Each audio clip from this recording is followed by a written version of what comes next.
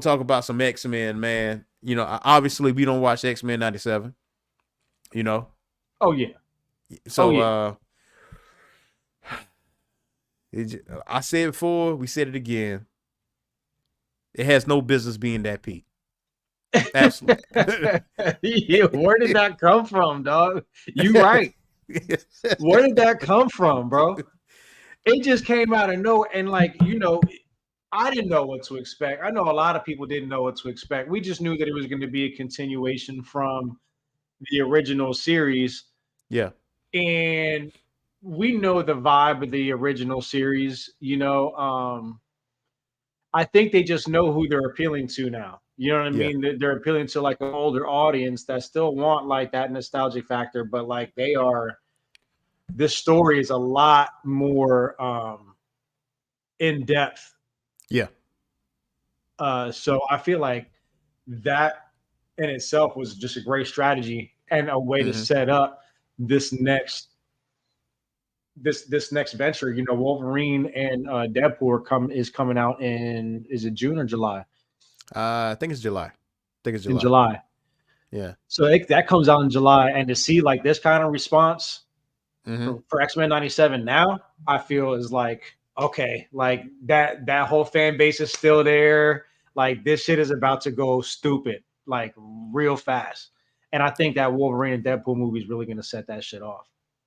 It will. I mean, it hasn't been a bad Deadpool movie yet. You know what I mean? And especially with Ryan Reynolds being who he is and him overseeing Deadpool, like he's not going to allow that to be a terrible movie. He's not going to allow that to be a PG-13 movie. Like it's No, Deadpool for no, crying no, out no. loud.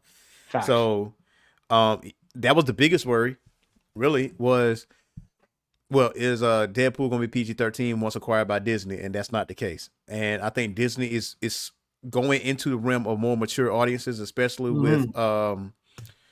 I just brain dumped just now. The series that just Echo that just came out. It was TVMA. Oh yeah, that's Yeah. right. And that So shit was fire, bro. And that shit was yeah, fire, bro. it was I good. So loved Echo. I loved Echo. And it's cool because like now we know we got that height, and that also is a setup for that new X-Men film, which is Hunger Games: The Ballad of Songbirds and Snakes. yes, yes, yes, and also What a now poetic title. it is a poetic title, but with a poetic title like that, it better freaking deliver. Like it better That's what I deliver. was just gonna It say. can't be trash. Facts. Don't try to woo me with your a ballad of songbirds and snakes. You know what I mean? Edgar Allan Poe, whimsical, Shakespearean, and that shit not be fire, bro. And that should not Yeah, be fire because I'm gonna come for you. yeah, easily. And And he says everybody that is. Leslie is not per deadline. It says Leslie is reportedly in negotiations at this time to pen the screenplay as the project is still in early stages. No director has yet been attached, Nope. so casting has not yet taken place. However, Marvel Studios president Kevin Feige will be producing. And the X-Men reboot had Marvel execs meetings with different filmmakers to hear pitches for the reboot. The decision to go with Leslie is said to have been made just this past week. While this marks a major step for the film, fans shouldn't count on an imminent release date as the project could take some time to be put together. So we're looking at maybe, my guesstimation, maybe 2026, 27. It sounds about right. Sounds about right. Now, here's my thing. If they're not even casted yet, you know what I mean, No, and they're still they don't even have writing, a you know what I director. mean? Yeah, Yeah. I mean, it's nowhere close. What are you gonna say? So here's my thing. We just seen X-Men 97. So by the time this live action movie comes out, it's gonna be at least 2, maybe 3 seasons of X-Men 97, right? So the groundwork already has been laid for X-Men 97. Like the president already been set. The standard is already been set. The bar has been raised. That's true. You don't have to do a whole lot for a live action X-Men movie. The You shit is think? right there. Yeah. Have they given release dates for X-Men '97 upcoming seasons? Bro, If you can't well, just see, gun here season and two is just say already there's gonna done. be. Oh, okay. Yeah, season 2 been done. So like Bo DeMayo, like he wrote season 1 and 2. Okay. So that was done. So I think it's like a matter of like last minute animations or whatever. So we may be looking maybe at the end of the year or maybe next year, at it, but it won't be like a huge gap. That I do know. Okay. But the groundwork has been set. Stories are there. You can just easily copy and paste, tweak a little bit, stretch it out a little bit more because it's a movie, it's not a series. Stretch it out a little bit more. You can tweak it, make a little bit of changes here and there, but that's easy work. Don't fuck it up. Hold on. So what's your? I don't think I'm following what you're trying to. Are you telling me that this movie needs to be X-Men 97 as in like live action? Is that what you're saying? In a way, like the quality need to be as good as Oh, X-Men the 97. quality needs to be as good. Okay. Yeah, quality. Right. I thought you were trying to tell me the story needed to be the same as X-Men 97. No, not exactly the same. It's just the sheer quality and the fanfare behind it. Like, similar music, obviously, because that iconic music that goes with X-Men. And X-Men been around since the 60s.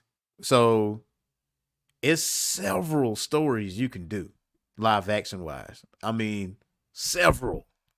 Like they're about to wrap up the Krakoan age where mutants have their own island, had their own planet, they had their own like governing body or whatever. They was part of the UN and stuff like that. You know what I'm saying? So I mean, that's overly complicated. And I get that part. Apocalypse is your guy. Magneto is your guy. Mr. Sinister is your guy. Bastion is your guy. Mm-hmm. It's so many big bads in X-Men. Like you could do a whole lot. You could do a whole lot, but just keep that quality the same. Okay. Yeah, I can respect that. Yeah. Now don't give us no black leather suits again. No. God, no. We don't need that. No. And now I've seen rumors on like casting for Storm, like people who they want to be Storm. My pick is Janelle Monáe. That's what my pick is. She'll be a great Storm. To me, like you seen her in Knives Out, right? Glass Onion. Yeah, mm-hmm. I'm like she'll be a good Storm. Storm's on a whole nother level right now, though. Right now, currently. Storm. Thank you.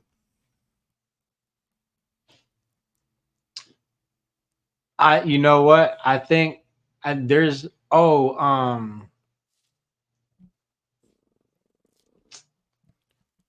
you thinking? I don't know. I'll think of it. I'll think of it. You say you'll think of it? I'll think of it. And some people have been saying Jade Cargill because she was Storm, like she cosplayed as Storm and her body type, like she's like 2% body fat. You know what I'm saying? But we haven't seen her in like a movie role or a series role or whatever. And Storm is such an iconic character, right? And she's an Omega level mutant. And in the comics right now, she's doing some stupid shit, and I mean that in the best way possible. Yeah. You know what I'm saying? Like, yeah, in fact, she's doing some stupid shit. You know what I'm saying? It's like, yo, I love that though when they just pull up and they just have some shit ready to roll, man. Like some shit that but like, what were you doing? Were you practicing that shit? Were you like just developing your new techniques? That's the crazy shit. Like, you know what I mean? Like, you know what I mean? Like we see these movies and we see these shows, these cartoons, and think that they just learned that shit right then and there. You know what I mean? But like, they do go into those simulations and they do train and they the danger room. Do stuff. Yeah, the danger room. Yeah, the danger room. The danger room. Ooh, a good story. A good story is Cyclops' story. Like, I mean, yeah, they could do the Phoenix stuff, and they could do so much with this, because there was a point in time where Cyclops was the baddest man on the planet. Yeah, like, there was a point in time where Cyclops beat both the X-Men and the Avengers alone. Mm-hmm. Yeah. Cyclops was that dude. Yeah, easily. So I mean, It put some respect on his name in X-Men 97. I will say that. But the next day we go. He said, "But man, hey, I feel you, bro. Like, about time. Yeah, about time." So next thing we're going to talk about